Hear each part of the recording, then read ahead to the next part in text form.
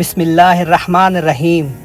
السلام علیکم ورحمۃ اللہ وبرکاتہ۔ ہمیں ماننا ہوگا عمران خان نے 3.5 برسوں میں اپنے آپ کو ریاست سے زیادہ مضبوط بنا لیا تھا۔ اس نے میڈیا کو تقسیم کر دیا اور سوشل میڈیا پر اپنے انفلوئنسز کے ذریعے تمام سیاسی قیادت کو کرپٹ، چور اور ڈاکو ثابت کر دیا۔ اس نے ملک کے ٹاپ بزنس مین، بیوروکریٹس، ججز اور افواج پاکستان کے اعلیٰ عہدیداروں کے بچوں اور خواتین کو بھی اپنا ہم نوا بنا لیا۔ لہٰذا آج مقتدر اداروں کے سربراہان کی خواتین اور اولادیں عمران خان کے ٹائیگرز ہیں، اور یہ سپوت تاریخ سے واقف ہیں اور نہ ہی حقائق سے۔ چنانچہ فیصلہ ساز عہدیدار گھروں سے دباؤ میں ہیں۔ چودھری برادران تک کی خواتین لبرٹی چوک کے دھرنوں پر جاتی تھیں اور چودھری شجاعت اور پرویز الہی کو عمران خان کے خلاف بات کرنے کے لیے گھروں سے باہر جانا پڑتا تھا۔ جنرل باجوہ کے دونوں صاحبزادے عمران خان سے ہمدردی رکھتے ہیں۔ جنرل فیض کی بیگم بشرا بی بی کی مرید بن چکی تھیں، جبکہ ججوں کے بچے اور بچیاں، بزنس ٹائکونز کی فیملیز اور اہم بیوروکریٹس کے چشم و چراغ بھی عمران خان کے رنگ میں رنگ چکے ہیں۔ عمران خان یہ بھی اچھی طرح جانتا تھا سرکار میں شخصیات کی بجائے کرسی اہم ہوتی ہے۔ اس نے اس کمزوری کا بھی خوب فائدہ اٹھایا۔ اس نے ہر اہم ادارے میں ولی عہدوں کی پوری فوج تیار کر لی اور ہر شخص کو یہ امید دلا دی، تم بھی آرمی چیف بن سکتے ہو، تم بھی چیف جسٹس اور وزیر اعلیٰ بن سکتے ہو۔ لہٰذا لوگ عہدوں کے لالچ میں بھی اس کے ساتھ جڑتے چلے گئے، اور یوں عمران خان ون اور ملک لوز پر لوز کرتا چلا گیا، یہاں تک کہ 2021 آ گیا اور پاکستان کے دوست ملکوں نے اشرافیہ کو قمیض سے پکڑ کر جھٹکے دینا شروع کر دیے اور یہ بتانا شروع کر دیا، اوئے آگے کھائی ہے، تم لوگ کس طرف جا رہے ہو۔ اشرافیہ کو جھٹکا لگا، اس نے آنکھ کھولی اور گھبرا کر بریک لگا دی، لیکن اس وقت تک بہت دیر ہو چکی تھی۔ لہٰذا اس بریک کا وہی نتیجہ نکلا جو ایمرجنسی میں بریک لگا کر نکلتا ہے، ملک سیدھا کھائی میں جا گرا۔ یہاں پر ایک سوال پیدا ہوتا ہے، ہماری اسٹیبلشمنٹ دنیا کی بہترین اسٹیبلشمنٹ کہلاتی ہے، ہم بھارتی وزیر اعظم کے دفتر کی سرگوشی تک سن لیتے ہیں، اور ہم نے 40 سال روس اور امریکہ کو افغانستان میں پھنسائے رکھا، لیکن ہماری اسٹیبلشمنٹ عمران خان کے عزائم کا بر وقت اندازہ کیوں نہیں لگا سکی؟ اس کا جواب ایکسٹینشن ہے۔ جنرل باجوہ نے ایکسٹینشن کی وجہ سے آنکھیں بند کر لی تھیں، اور یہ جنرل فیض حمید کے ہاتھوں یرغمال بن گئے تھے۔ عمران خان نے 19 اگست 2019 کو جنرل باجوہ کو ایکسٹینشن دی، لیکن جان بوجھ کر اپنے دستخطوں سے لیٹر جاری کیا، اور یوں ایکسٹینشن میڈیا اور سوشل میڈیا پر ذلیل ہونے لگی۔ سپریم کورٹ نے بھی تھیٹر لگا دیا۔ عمران خان کے اہم وزراء اس زمانے میں دعویٰ کرتے تھے، جسٹس آصف سعید کھوسہ بھی 3 سال ایکسٹینشن لینا چاہتے تھے، لیکن چیف جسٹس کی مدت ملازمت میں اضافے کے لیے قومی اسمبلی میں 2/3 اکثریت چاہیے تھی، اور میاں نواز شریف نے صاف انکار کر دیا تھا۔ یوں جسٹس کھوسہ کی خواہش پوری نہ ہو سکی، اور انہوں نے انتقاماً جنرل باجوہ کی ایکسٹینشن بھی متنازع بنا دی۔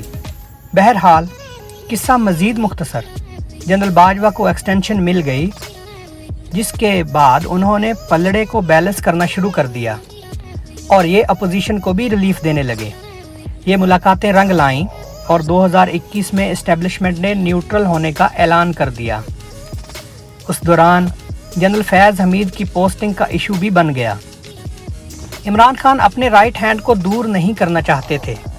ان کی خواہش تھی جنرل باجوہ آرمی ایکٹ میں تبدیلی کر کے جنرل فیض حمید کو DGI کی حیثیت میں ہی آرمی چیف کے قابل سمجھ لیں۔ فوج اس کے لیے رضامند نہیں ہوئی، چنانچہ وزیر اعظم اور آرمی چیف کے درمیان خوفناک لڑائی شروع ہو گئی، اور اس لڑائی میں عمران خان کمزور ہو گئے اور اقتدار کی ریت ان کے ہاتھ سے سلپ ہونے لگی۔ تاہم عمران خان چالاک انسان ہیں، انہوں نے جان بوجھ کر اپنی میٹنگز میں مشورے کرنا شروع کر دیے، میں اگر جنرل باجوہ کو ڈی نوٹیفائی کر دوں تو کیا ہوگا؟ ان مشوروں کا واحد مقصد جنرل باجوہ کو پریشان کرنا ہوتا تھا۔ دوسری طرف عمران خان کی کوشش تھی یہ 2022 کے شروع تک آصف علی زرداری، بلاول بھٹو، مولانا فضل الرحمان، حمزہ شہباز شریف اور مریم نواز کے خلاف عدالتوں سے فیصلے کروا کر انہیں مستقل طور پر ڈسکوالیفائی کروا دیں گے اور انہیں 10 سال کے لیے جیلوں میں بند کر دیں۔ یوں 2022 کا آغاز ہوا تو اپوزیشن کے پاس 2 آپشن تھے، یہ جیلوں میں جائیں یا پھر جنرل باجوہ عمران خان کے اختلافات کا فائدہ اٹھائیں۔ جنرل باجوہ کو بھی عمران خان سے ڈی نوٹیفیکیشن کا خطرہ تھا اور خطرات کا یہ کامن گراؤنڈ اپوزیشن اور جنرل باجوہ کو قریب لے آیا اور اس قربت کا نتیجہ عدم اعتماد کی صورت میں نکلا۔ عمران خان نے عدم اعتماد سے بچنے کے لیے بے تحاشا ہاتھ پیر مارے، یہ ایم کیو ایم اور چودھریوں کے گھر بھی گئے، پرویز الہی کو وزارت اعلیٰ کی پیشکش بھی کی، جنرل باجوہ کو تاحیات ایکسٹینشن اور ڈی جی آئی کو صدر کے ذریعے ڈیش کی آفر بھی کر دی، لیکن یہ کام کامیاب نہ ہو سکے اور 9 اپریل 2022 کو حکومت تبدیل ہو گئی، جس کے بعد عمران خان کی زندگی کے 2 مقصد رہ گئے۔ اول، میں نے حکومت نہیں چلنے دینی، خواہ اس کے لیے مجھے کوئی بھی قیمت ادا کرنی پڑے۔ دوم، جنرل فیض حمید کو اگلا آرمی چیف بنانا۔ عمران خان نے اس مقصد کے لیے میدان میں کود پڑے۔ پی ڈی ایم کی حکومت اس گیم میں کمزور پچ پر تھی، یہ لوگ تیاری کے بغیر میدان میں کود پڑے تھے، چنانچہ انہوں نے خوفناک حماقتیں کی۔ پہلی حماقت میاں شہباز شریف کو وزیر اعظم بنانا تھا۔ شہباز شریف نون لیگ کا اثاثہ تھے، اسٹیبلشمنٹ اور عوام انہیں بڑی توپ سمجھتے تھے۔ نون لیگر اگر ان کی جگہ شاہد خاقان عباسی، احسن اقبال یا خواجہ آصف کو وزیر اعظم بنا دیتی اور شہباز شریف پنجاب چلے جاتے تو آج صورتحال مختلف ہوتی، لیکن نون لیگ نے شہباز شریف کو وزیر اعظم بنا کر اپنا قیمتی مہرہ ضائع کر دیا، جس کے بعد پارٹی اور شہباز شریف دونوں کا مستقبل تباہ ہو گیا۔ دوسری غلطی، حمزہ شہباز کو پنجاب کا وزیر اعلیٰ بنانا تھا، اس غلطی نے اسٹیبلشمنٹ کو ناراض کر دیا اور جنرل باجوہ نے شہباز شریف کو ٹھیک ٹھاک سنائیں۔ اس دوسری غلطی کا یہ نتیجہ نکلا، سپریم کورٹ نے 63(1)(f) کا معاملہ اٹھایا تو اسٹیبلشمنٹ نے حکومت کی کوئی مدد نہیں کی۔ 17 جولائی 2022 کے ضمنی الیکشن میں بھی نون لیگ کو غیبی مدد نہیں ملی، چنانچہ یہ پنجاب کی جنگ ہار گئی، اور اس کے بعد جب عمران خان نے چودھری پرویز الہی کا مہرہ آگے بڑھایا تو اسٹیبلشمنٹ نے اس معاملے میں بھی نیوٹرل رہی، اور یوں پنجاب عمران خان کی جھولی میں آ گیا اور خان نے لاہور میں بیٹھ کر پی ڈی ایم کی چولیں ہلا دیں۔ حکومت کی تیسری حکامت اکانومی تھی، مفتاح اسماعیل اور اسحاق ڈار کی لڑائی شروع ہو گئی اور اس نے اکانومی کا جنازہ نکال دیا۔ اسحاق ڈار آئے اور یہ دوسرے شہباز شریف ثابت ہوئے، اور ملک کے ساتھ ساتھ نون لیگ کا مستقبل بھی تاریک ہو گیا۔ عمران خان نے سوشل میڈیا کا کھل کر استعمال کیا، اللہ تعالیٰ نے اسے بیانیہ گھڑنے کا ملکہ دے رکھا ہے، یہ روز نیا بیانیہ بناتا رہا، جبکہ دوسری طرف کسی پارٹی کی شخصیت میں کاؤنٹر نیریٹو کی صلاحیت ہی نہیں تھی۔ مریم نواز نے اسے ٹف ٹائم دیا، لیکن پھر یہ خاندانی اختلافات کی وجہ سے باہر چلی گئیں اور میدان خالی ہو گیا، اور عمران خان ملک کی سب سے بڑی سیاسی طاقت بنتا چلا گیا۔ یوں اس کا ایک مقصد پورا ہو گیا، اس نے پی ڈی ایم اور حکومت کے ناک سے لکیریں نکلوا دیں۔ اب دوسرا مقصد باقی تھا، یعنی جنرل فیض حمید کو آرمی چیف بنوانا۔ عمران خان نے اگست اور ستمبر میں جنرل باجوہ سے 2 ملاقاتیں کیں۔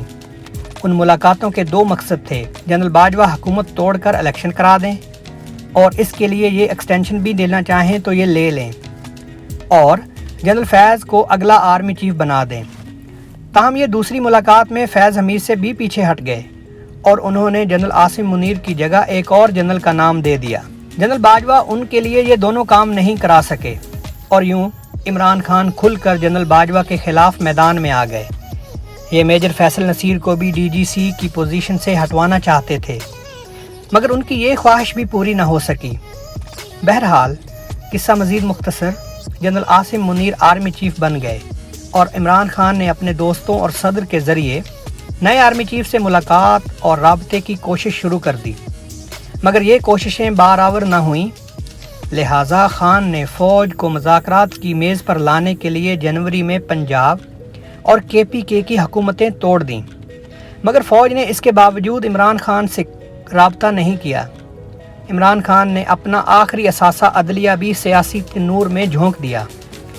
اس کا مقصد بھی فوج کو رابطے کے لیے مجبور کرنا تھا، لیکن یہ کوشش بھی ناکام ہو گئی، حتیٰ کہ سپریم کورٹ نے مذاکرات تک کا آپشن کھول دیا۔ اس کا مقصد بھی فوج کو درمیان میں لانا تھا، لیکن یہ کارڈ بھی نہ چل سکا، اور یوں عمران خان 9 مئی پر مجبور ہو گئے۔ ہمیں یہ بھی ماننا ہوگا، عمران خان ریاست کے اندر ریاست بنانے میں کامیاب ہو چکے ہیں۔ ان کے پاس حالات سے ناواقف نوجوانوں کی پوری فوج ہے۔